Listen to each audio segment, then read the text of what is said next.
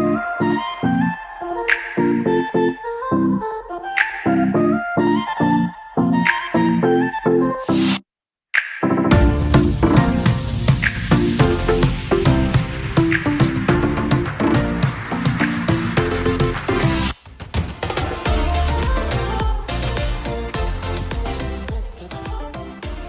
guys, welcome back to my channel.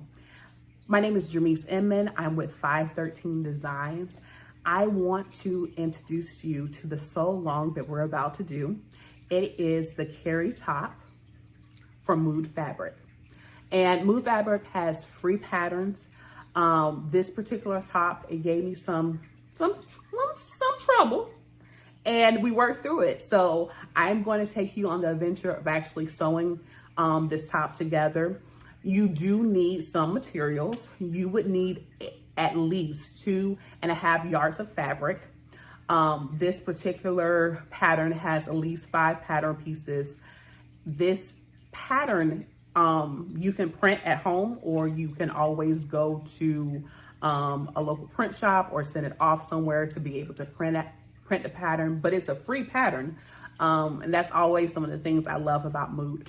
This particular top is a part of my Mood collection that I'm doing. I'm doing a mini Mood collection, just grabbing all the patterns that I love from Mood Fabrics and putting them together. Why not? This top did, like I said, give me a little trouble, but I finished it. So come along with me, sew with me. Some of the things that you would need besides the fabric, you would need thread. You want to be able to get a fresh needle. You also would want your hook and eye for the back keyhole of this particular top. You need bias tape. You can make your own, or you can purchase bias tape that matches, or, you know, don't match your particular fabric. And you need patience, lots and lots of patience. We're gonna start this top. Let's go. So I want to show you the pieces for the blouse. This piece I have right here is not actually a piece for this particular blouse. I am using this piece of fabric as my test fabric. I always suggest, if you don't, any type of fabric that you have and you want to make sure that it works for the pattern that you are using, that you do a test piece. So I want to make sure that my needle is working, that my stitch length is good, that everything is going to work out beautifully for this particular fabric with the needle that I'm using. So I'm using this as my test piece, okay? So this pattern does not have a lot of pieces, all right? So we have the front piece. This is going to be cut on the fold, okay? And it does have a dart, a side dart that comes out, and you may not be able to see it as clearly because I actually did my dart in a darker blue, so I can see it, but there's a dart for the front. Also, make sure that you do all your notches, especially for this blouse. This particular blouse is very confusing if you don't transfer all your notches. One of the things I did not do on my mock-up was transfer my notches correctly, and the final product of my mock-up, I did not like the sleeves because they did not line up with the notches, and I should have made sure I had notches in place for it. So there's a notch to show you where to place the front sleeve for this. And like I said, this is cut on the fold. There's one cut on the fold. The next piece we have is the back piece. The back piece does not have any darts, but it does have a notch to show where the back of the sleeve is supposed to align. So make sure, like I said, to transfer your darts. This is 2 pieces, and it's not cut on the fold.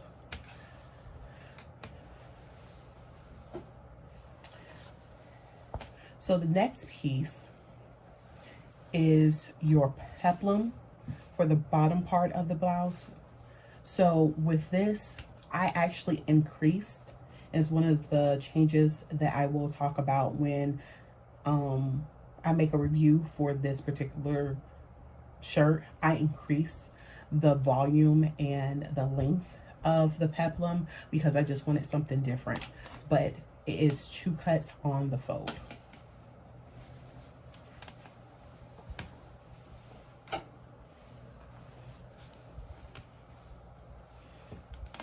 Now, this is probably the piece that will give you the most trouble. This ginormous piece is actually my sleeve, okay? And I'll talk about it more in my review of it. But this sleeve, it's simple, but it definitely gave me trouble when I went to try to put my mock-up together. Make sure that you get all of your notches. There's a notch to show you where it's supposed to overlap, and you can't see it as good on here, but it's right there. It depends on where you what size you cut out, but there's a notch to show the overlap, and then there's a notch to show the back, the front, a notch to show the back, and then there's also a inseam line, and what that particular line tells you is where to place your sleeve under the arm. So this will be on your end sleeve under the arm. Okay, and then the last piece is going to be your belt, right? And because my belt was a little long, I had to have an additional piece, but it's the size for your belt and it's on the fold. With this particular pattern, you want to make sure that you transfer all the notches. I want to make sure I emphasize that, because if you fail to transfer the notches, you're going to have trouble with the sleeve. Okay, one of the other things that I didn't show for the back is to make sure that you mark your keyhole. There's a keyhole for the back of it. Just mark that notch where that's at in your back pieces. What is not shown is bias tape. In my original plan, I had planned to use my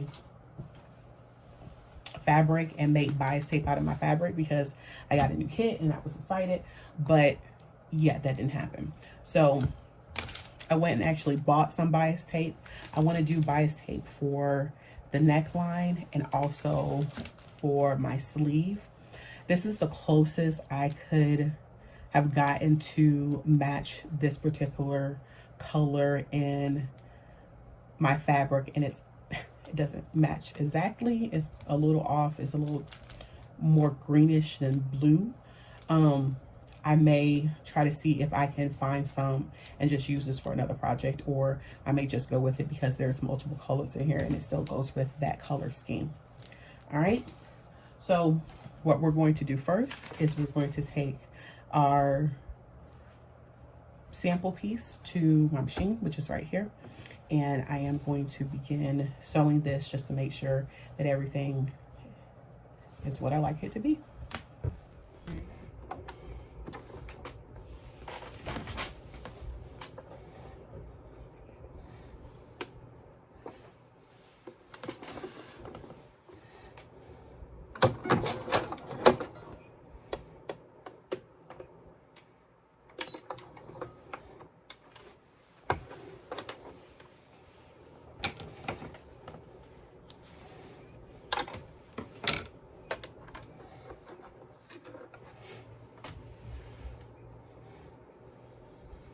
Our first attempt wouldn't be good.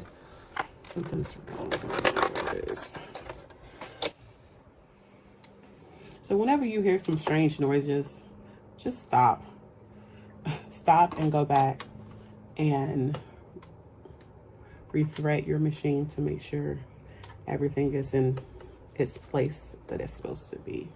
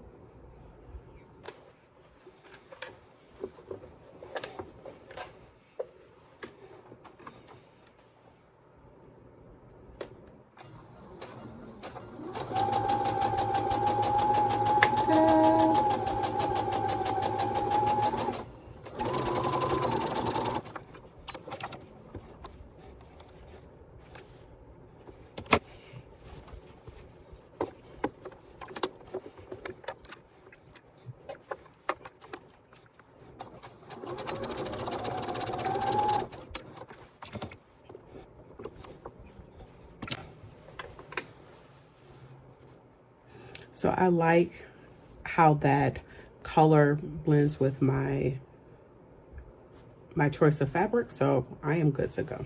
What I'm going to do so I can save the amount of steps that I go to my sewing machine, I am going to sew my dart.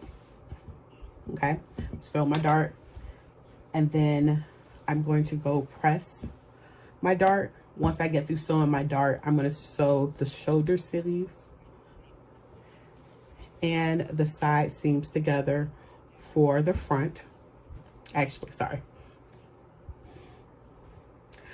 So I am going to sew my dart first. Okay, sew my dart first. And then the next thing I'm going to do is, after I press my dart, I am going to sew the shoulder seams and the side seams to my back. Once I do that, I'm also going to go ahead and sew my back seam together and then press all of that.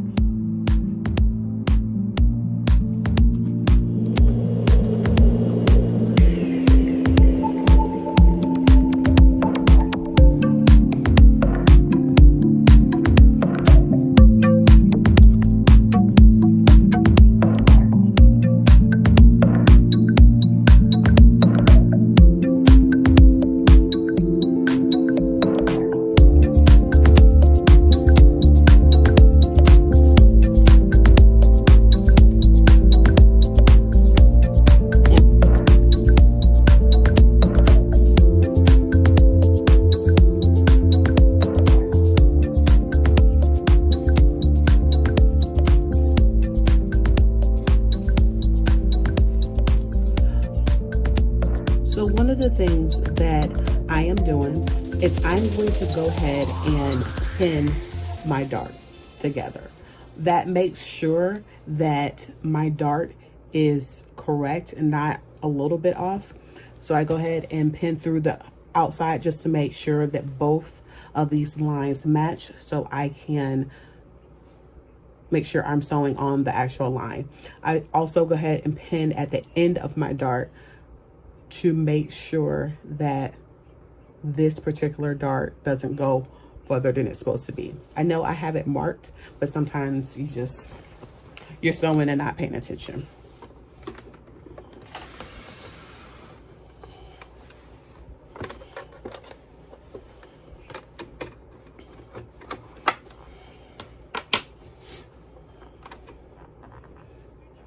So for my dart, I'm going to put my line right under my needle. I'm going to sew. I'm going to back stitch, and then I'm going to follow that line completely down.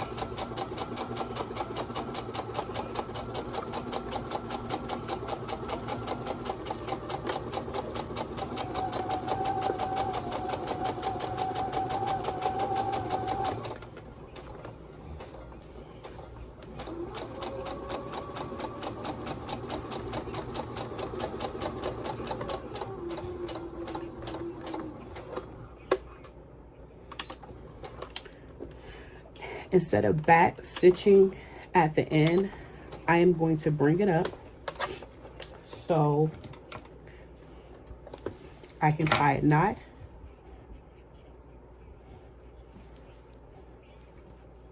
At the end of it.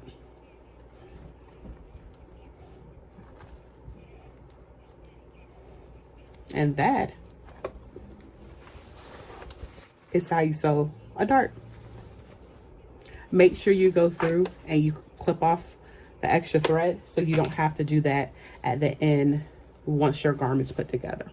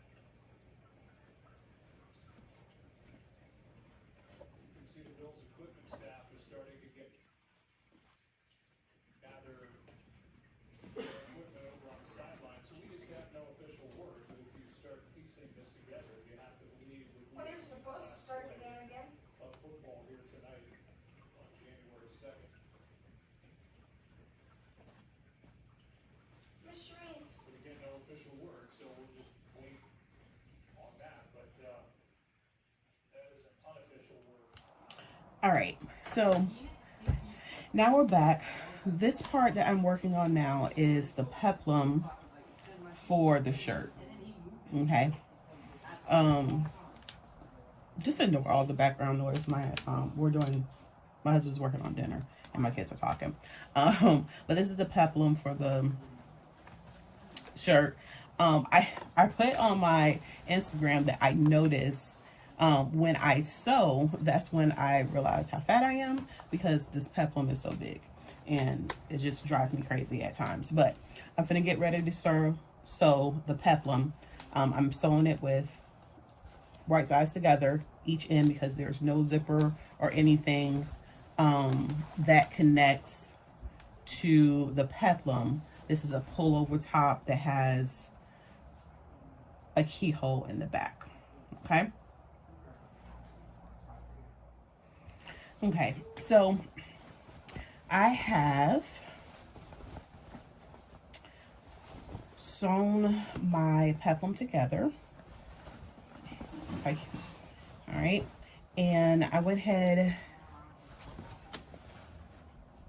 I serged my side seams and pressed. So now what I'm going to do is I'm going to attach the peplum to my shirt bodice. All right, and I need right sides together.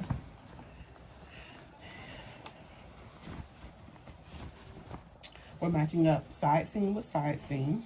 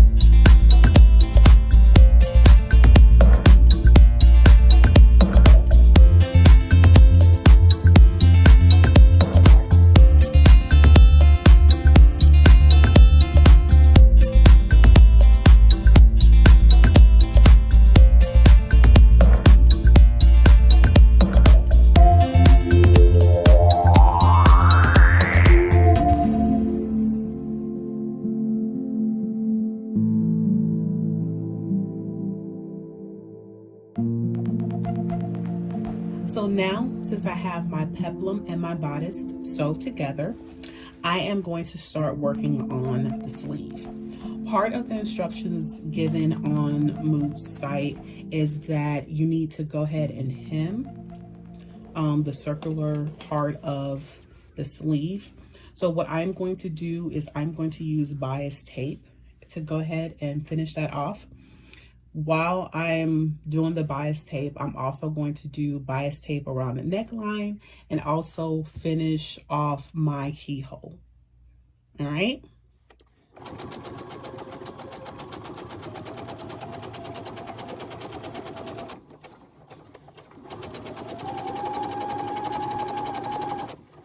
So I am still working on my Karri blouse from Mood Fabric. I decided for the sleeves, instead of doing a hem, that I was going to do bias tape. And I'm not gonna lie, I'm glad I did. I was able to do double wide bias tape on the end. I didn't get a close that completely matched, but it went along with the colors of this particular fabric. I used the bias tape foot, and I've never used it before. I'm glad I did this time because I was able to twist it so it can be set to the width of the bias tape that I used, and I was able to top stitch, and it looks good. Okay, so this is the wrong side, this is the right side. Those stitches are nice. So I'm going to go press it and go to the next part of this.